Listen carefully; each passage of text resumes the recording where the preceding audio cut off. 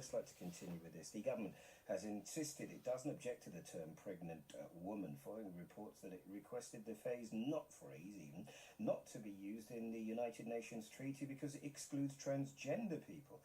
The Foreign Office confirmed the request had been made to the UN Human Rights Committee not to exclude transgender people from the International Covenant on Civil and Political Rights, which states that the pregnant women must have certain rights protected. Tara Hewitt is a diversity consultant and is trans herself. Tara, good afternoon to you. Hi Eddie, it's always great to be on the show. Well, the pleasure is mine. See, I've just talked to Lola, who doesn't identify and wants to be called in reference to they, and I'm now talking to she, you, her. Those are all right when I'm speaking to you, Tara? Yeah, you can use whatever words you want. No, don't say that. Don't say that. We'd both get in trouble, Tara. So what changes are being proposed, and how does it affect anyone but a transgender person?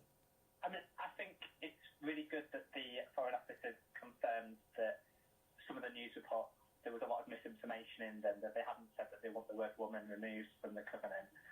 They were really just saying that they want to be explicit that trans and intersex people as well are included.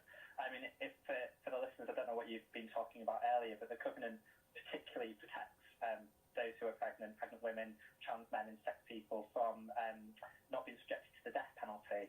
So it's quite high level. No, I get that, but that's not what we're on today. How can anybody other than a woman be pregnant? So trans men get pregnant. Some of the a trans man gets pregnant. Yeah. So simple biology for my 8-year-old, and help me with this, Tara, because you have up until now, right? I'm talking to my boy about human biology.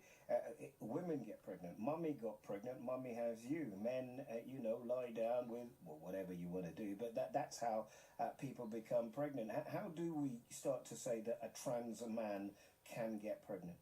Biology is often more complex than we want to talk about. Often we always overly simplify to where the majority sits. So, for example, in breast cancer services, we normally talk about women, because the majority of people who have breast cancer... That's right, but men 300 men a year can get breast cancer. I accept that. Exactly. And it's the same. It's the same in relation to... But I haven't done anything, had any mental journey, felt like I was trapped in a different body. I don't have all the psychological and sometimes physical changes that go along with this term that we're talking about here now. Do you see what I mean? As a man, I've got breast cancer because I have nipples and I have something like a breast because that's what men have in terms of biological terms.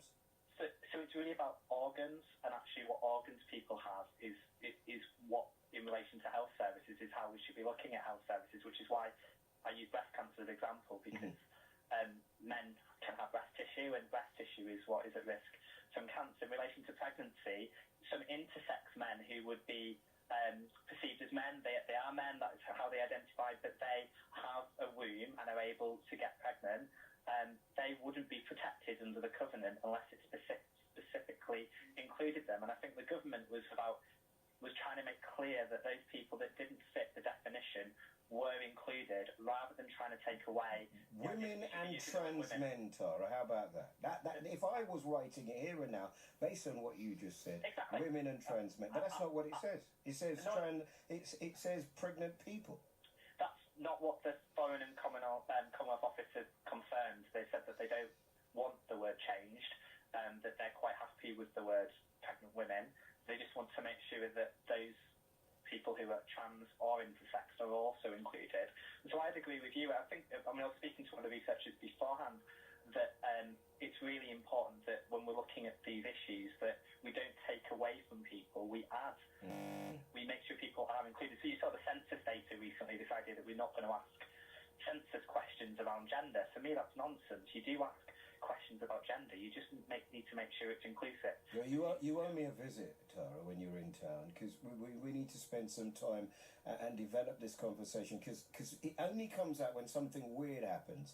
And the more we talk about it, the greater your understanding. Allow people to perhaps phone and ask questions. We can do it, Tara. I'm really sorry I've run out of time. That's why I'm doing that. But please, we'll get our people to phone you and we'll sort this out. Just tell me what you think about this, Tara. I'd really like to know.